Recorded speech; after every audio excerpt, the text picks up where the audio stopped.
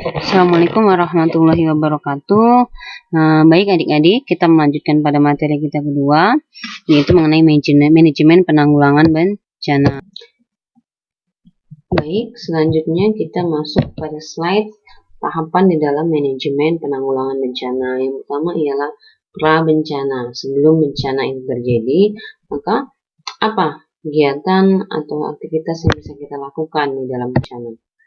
Yang pertama ialah kita menganalisis bahaya. Ya, jadi lingkup studi prabencana berupa analisis terdiri menjadi dua, yaitu analisis bahaya, dan kita menganalisis bahaya atau hazard yang ada di daerah tersebut. Dan yang kedua ialah analisis kerentanan, jadi menganalisis faktor-faktor yang bisa menjadi kerentanan untuk terjadinya bencana.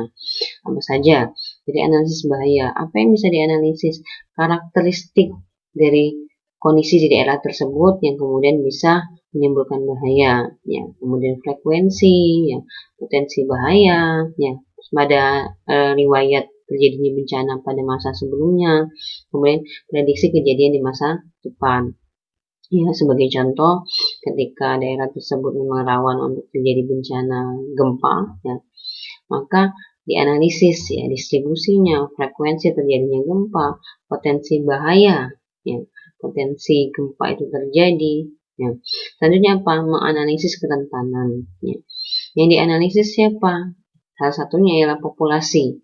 Ini hanya salah satu ya adik-adik ya, analisis populasi yang berisiko. Ya. Jadi menganalisis berdasarkan data demografi siapa saja kelompok-kelompok yang berisiko atau daerah mana di mana banyak terdapat kelompok berisiko, yaitu anak-anak, ya, ibu hamil, orang tua, sehingga ketika terjadi bencana kita tahu prioritas daerah mana yang harus segera mendapatkan penanganan atau penanggulangan. Ya. Kemudian analisis kondisi daerah itu sendiri, apa saja faktor-faktor yang kemudian bisa menjadi rentan daerah tersebut untuk terjadi bencana. Inilah lingkup studi pra-bencana. Oke, apa saja kemudian bisa dilakukan di dalam pra-bencana? Yang pertama ialah manajemen SDM kesehatan. Dalam artian apa? Meminimalisir dampak ketika terjadi korban jiwa.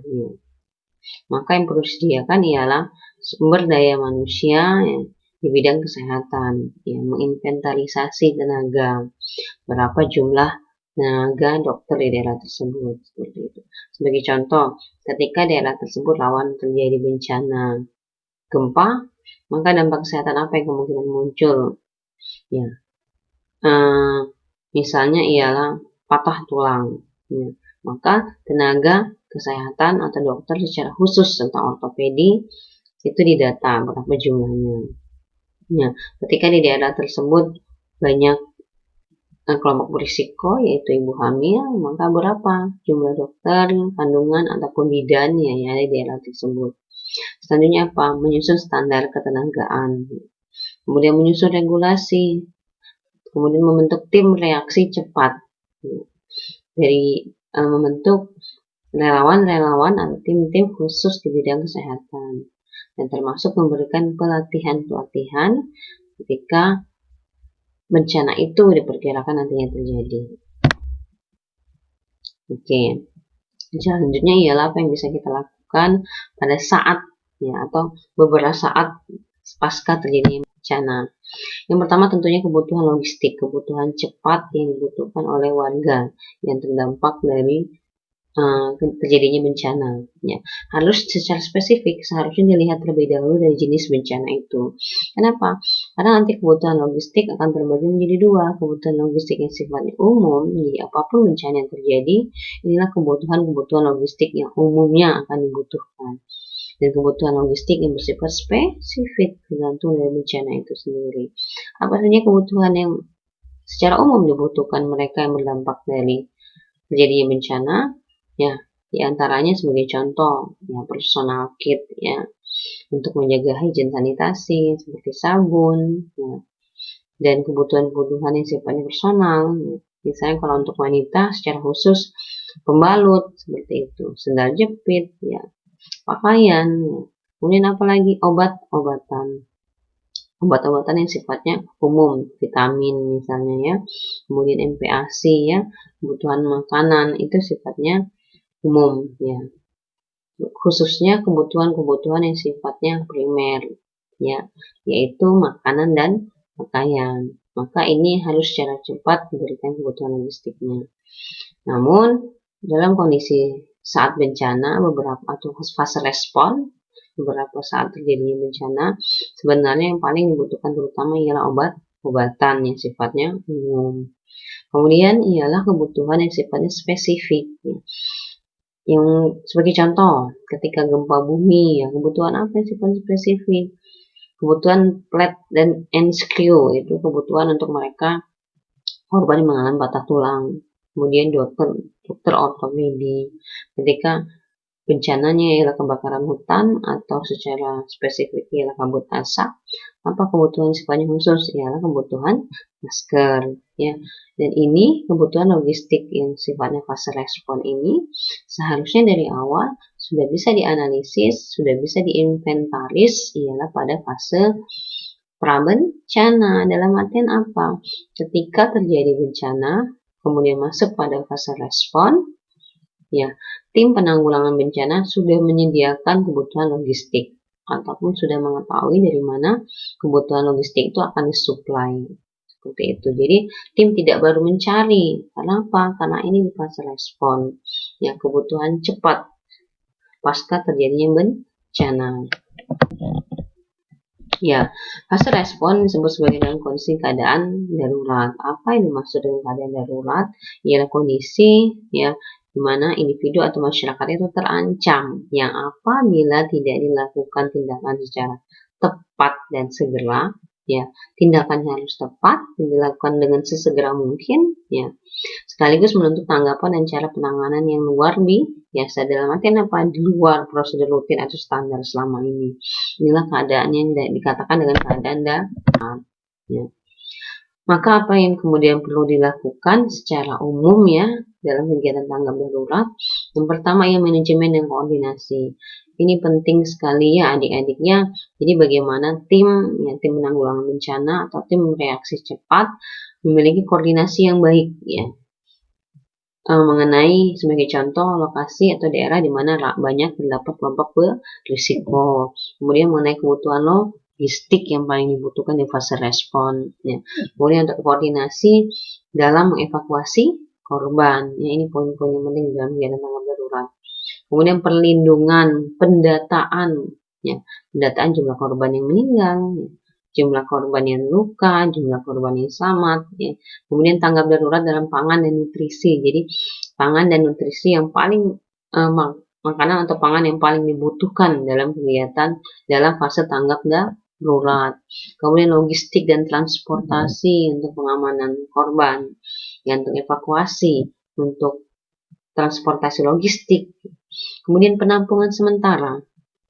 Ya, penampungan sementara sebagai tempat evakuasi dalam fase respon. Itu pun yang poin-poin yang penting sekali. Sehingga dari awal di tahap prabencana juga harusnya sudah bisa dianalisis ya. Tempat-tempat mana sebagai contoh ketika itu terjadi bencana banjir ya. Tim sudah mengetahui di mana masyarakat akan dievakuasi ya. Sudah mengetahui di mana lokasi akan menjadi tempat penampungan sementara. Sebagai contoh misalnya fasilitas-fasilitas umum yang di lokasi tinggi, sekolah, ya, stadion, apapun itu yang kemudian tidak berdampak banjir.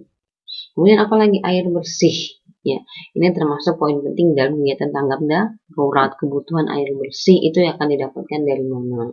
Ya, karena ini poin kebutuhan primer. Kemudian sanitasi lingkungan, ya, ini juga poin penting yang harus dilakukan pada tahap tanggap darurat. Pelayanan kesehatan, pelayanan masyarakat, ya, termasuk pendidikan. Ya, secara detail nanti bisa adik-adik baca lagi apa saja kegiatan bisa dilakukan di dalam manajemen dan koordinasi. Ya, penting sekali di sini satu komando, kemudian penting sekali tindakan pengendalian dan penting sekali adanya koordinasi. Ya, bisa dalam bentuk kegiatan mendirikan posko, ya tempat penampungan sementara, seperti itu ya. Kemudian buat tim reaksi cepat, ya relawan-relawan yang sudah akan bergerak pada fase awal, fase respon. Ya, perlindungan dan pendataan korban. Ini poin yang penting sekali. Bagaimana data yang didapat itu real, seperti itulah kondisi di lapangan. Dan bagaimana warga-warga yang selamat dari bencana ya secara jiwa namun terkena dampak itu bisa terlindungi agar apa? Tidak jatuh korban selanjutnya.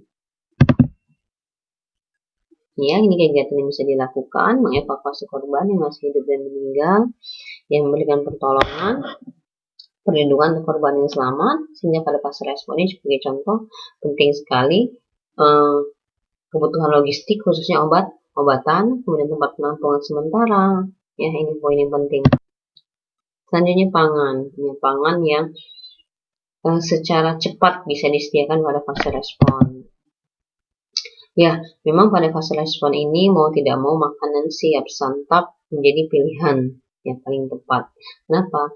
Karena kondisi yang belum tersedia untuk proses memasak seperti itu ya. Namun untuk selanjutnya tetap pentingnya adanya pendirian dapur umum dan tetap penting perlu adanya perencanaan mengenai pangan yang nanti akan disediakan untuk masyarakat atau warga yang terkena dampak dari bencana.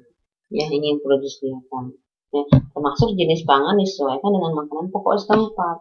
Ketika wilayah tersebut makanan pokoknya beras, sediakan beras. Ya. Ketika wilayah tersebut misalnya di wilayah Indonesia Timur makanan pokoknya ialah sagu ya, maka sediakanlah sagu. Selanjutnya logistik dan transportasi ya. Mulai dari pengumpulan, pengadaan, penyimpanan, sampai dengan penyaluran logistik itu penting sekali pada fase tanggap darurat. Kemudian termasuk sudah mengetahui di mana lokasi penyimpanan dari logistik itu nantinya. Kemudian bagaimana memobilisasi atau transportasi dari logistik itu nanti. Kemudian ketika kondisinya banyak sarana yang rusak ya jalan dan jembatan, bagaimana mampu memilih transportasi yang tepat. Termasuk selanjutnya penampungan sementara ya, penting sekali dianalisis dari awal ya, penting sekali dianalisis pada fase respon mana saja bangunan-bangunan yang aman untuk warga yang selamat ya, sebagai contoh fasilitas umum seperti sekolah, stadion ya. Kemudian jika memang tidak memungkinkan pada fasilitas-fasilitas yang tertutup atau bangunan tertutup, setidaknya bisa menggunakan lapangan, namun perlu segera mendirikan tenda-tenda darurat. Namun selanjutnya, pada fase masuk ke pasca bencana, seharusnya sudah bisa didirikan bangunan semi permanen, ya, yang bisa ditempati oleh warga. Ini ya sebagai contohnya lokasi-lokasi pengungsian yang paling cepat pada fase respon, salah satunya berupa tenda-tenda pengungsian yang aman untuk keselamatan dari warga yang aman.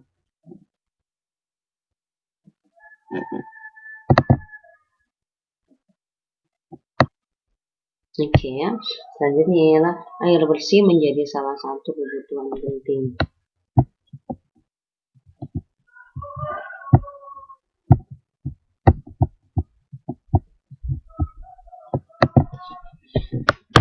Ya, jadi kebutuhan air bersih sebab akan digunakan untuk kebutuhan-kebutuhan utama ya, primer mulai dari mandi, minum, mencuci, memasak ya. Maka dari awal perlu dianalisis baik sebelum terjadinya bencana maupun pada fase respon, lokasi atau sumber-sumber air di mana masih bisa digunakan warga sebagai sumber air bersih. Ya, sungai, danau ya yang masih aman kondisinya atau kualitasnya paling memungkinkan. Ketika sumber mata air tersebut sudah tercemar kualitasnya, maka perlu dianalisis kualitas dari air tersebut serta tindakan apa untuk pengelolaan atau pengolahan air agar kemudian aman untuk digunakan sebagai air bersih. Dan juga perlu dianalisis secara volume, ya, secara kuantitas dan kualitas airnya. Bagaimana penampungan dari air tersebut, pengolahan bahkan sampai ke tahapan penyaluran atau distribusi dari air bersih. Selanjutnya sanitasi menjadi salah satu poin penting di dalam fase respon. Ya, MCK yang paling tepat untuk fase respon pun harus disesuaikan dengan jumlah pengungsi dan juga harus disesuaikan dengan rasio pengungsi yang ada di tempat penampungan tersebut. Ya, dimana MCK sebaiknya mudah dipakai dan mudah dipelihara oleh warga seperti itu agar terjaga kesanitarannya dari fasilitas tersebut. Ya, ini sebenarnya contoh dari fasilitas sanitasi sudah pada fase rehabilitasi. Ya.